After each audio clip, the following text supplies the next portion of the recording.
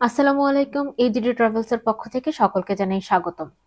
Canada যে কয়েক ধরনের ভিসা প্রদান করে থাকে তার মধ্যে একটি নিয়ে আমি গত ভিডিওতে আলোচনা করেছিলাম।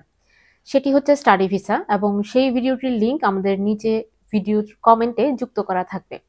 আজকে আমি যেই ভিসাটি নিয়ে আলোচনা করব সেটি হচ্ছে ট্যুরিস্ট বা ভিজিট ভিসা। কানাডা মূলত 6 মাসের জন্য ভিজিট ভিসা অ্যাপ্রুভ করে থাকে বা দিয়ে থাকে।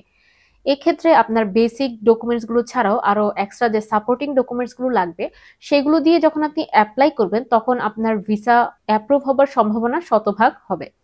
এক্ষেত্রে প্রথমে যে ডকুমেন্টটা লাগবে সেটা হচ্ছে আপনার ফাইন্যান্সিয়াল স্টেটমেন্ট। মূলত আপনি যেহেতু ভিজিট ভিসার জন্য অ্যাপ্লাই করছেন বা ঘুরতে যাচ্ছেন, সেহেতু আপনার ব্যাংকে একটি হ্যান্ডসাম অ্যামাউন্ট রয়েছে, সেটা কিন্তু অবশ্যই আপনাকে দেখাতে হবে। এক্ষেত্রে আপনার প্রতি মাসের জন্য 2000 থেকে 2500 কানাডিয়ান ডলার আপনাকে শো করতে হবে যে আপনার ব্যাংকে রয়েছে। এক্ষেত্রে দেখা যাচ্ছে যে আপনার সেই অ্যামাউন্টটা বাংলাদেশি টাকায় 5 থেকে 7 লক্ষ টাকা। এছাড়াও আপনার ব্যাংকের গত 6 মাসের স্টেটমেন্ট বা লেনদেনটা কিন্তু আপনাকে উল্লেখ করতে হবে, যাতে করে বোঝা যায় যে আপনার একটা ভালো অ্যামাউন্ট আপনার ব্যাংকে জমা রয়েছে। দ্বিতীয়ত যে জিনিসটা আপনার প্রয়োজন হবে সেটা হচ্ছে আপনার প্রফেশনাল ডকুমেন্ট। কেননা আপনি আপনার ব্যাংকে একটা অ্যামাউন্ট দেখাচ্ছেন, এখন সেই অ্যামাউন্টটার সোর্স কোথায় সেটাও কিন্তু আপনাকে উল্লেখ করতে হবে। তো সেটা সাপোর্ট দেবে আপনার প্রফেশনাল ডকুমেন্ট। প্রফেশনাল ডকুমেন্ট বলতে আমরা মূলত কি বুঝি? আমরা যারা জব করি তাদের জবের আইডি কার্ড, অ্যাপয়েন্টমেন্ট লেটার বা বিভিন্ন ধরনের পেমেন্ট রিসিট বা স্যালারি স্টেটমেন্ট কিন্তু প্রফেশনাল ডকুমেন্ট হিসেবে সাপোর্ট দেবে।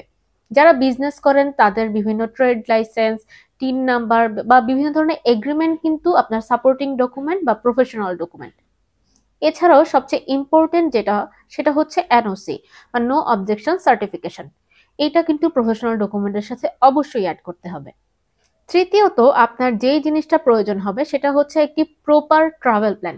যেহেতু আপনি ঘুরতে যাচ্ছেন সেহেতু অবশ্যই আপনার জিনিসগুলো আগে থেকেই প্ল্যান করা থাকতে হবে। অর্থাৎ আপনি কবে যাচ্ছেন, কোথায় থাকছেন এবং কবে ফিরছেন এগুলো কিন্তু আগে থেকেই প্ল্যান করে রেডি করে রাখতে হবে।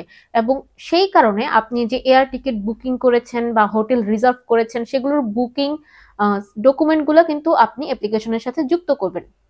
লাস্টলি আপনার যে জিনিসটা প্রয়োজন হবে সেটা হচ্ছে একটি অ্যাপ্লিকেশন, যেখানে আপনি আপনার এই ডকুমেন্টগুলোর সবগুলোর সামারাইজেশন অ্যাড করবেন এবং কেন যাচ্ছেন বা কতদিন থাকছেন সেটা আপনি উল্লেখ করবেন।